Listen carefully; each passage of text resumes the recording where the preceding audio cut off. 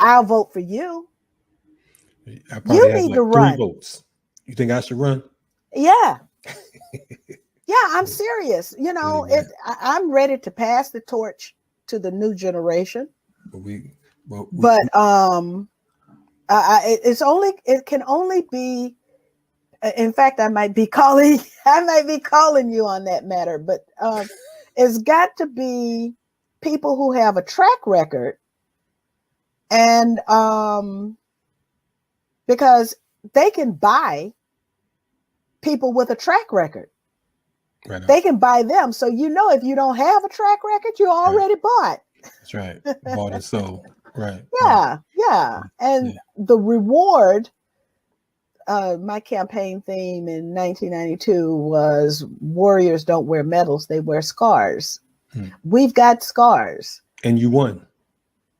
Well, yeah, I won that time, but I didn't win the battle. I didn't win the war. I didn't, because Hey. because as much as I was able to get done, for people, environmental justice for people over there in Augusta and down in Savannah, got whole families moved out of an area that was prone to flooding, and they put them there, and they didn't even have a pump for them. I mean, Right. and they had industrial runoff over in Augusta, and the people were dying with cancer, arsenical keratosis. You could see it in their hands. And so I got them health care for life. So you won. And That's the point. There's battles and there's a war. You won battles, we lose battles, and the war is still on. So the war is still on. Yeah. But, yeah. I feel like our generals are deficient because they're sleeping with the enemy. Our generals don't belong to us. They don't wear our uniform. And that's what we've got to be able to see, that just because somebody's skin is black doesn't mean that they're on our side and that they wear our uniform. They're not wearing our uniform. Right. So, yeah. Definitely appreciate you. Always appreciate you coming through. You know what I mean? I don't remember a time that I called on you. I don't care if we was in the hood or whatever. You came through. I appreciate that. No bodyguards or nothing. You felt comfortable enough to know that wherever we were at, you was going to be safe.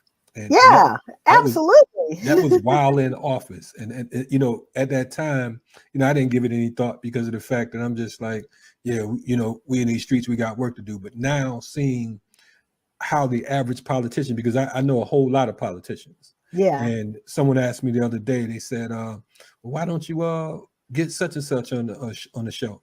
I'm like, look, they're not going to come on here with me because of the fact that they are concerned about their careers. And unfortunately, I'm not the guy you want to hang with if you're concerned with your career. You know what I mean? Because of the fact that we're talking about, when we talk about revolution, it's no holds barred. And folks don't want to hear that because of the fact that it's not safe. But you know what you did, Kalonji? You've remained true to your values. You took a look inside. I don't know. I should be asking you. You asking me, where did I get my start? I should be asking you, how did you formulate a set of principles? Where'd you get them from? And then how do you stick to them? Because you've stuck to them for as long as I've known Kalonji. I've known principled Kalonji. I appreciate that. I would say I got them from the ancestors. And the reason I'm able to stick to them is because I like to go home. Yes. And if I want to keep going home, I got to make sure I'm on the right side of the barricades because of the fact that I represent, just like you, something bigger than any of us. So that's the reason. Now it gets tempting. You know what I'm saying? You've had, when you're hungry and they invite you to the, to the banquet. Oh yeah, the biggest banquet you can find, and and all the good food. I mean, the biggest shrimp. Man, it's spread out. Everything's good. Yeah. But we're grateful. I appreciate your work, your effort, your energy.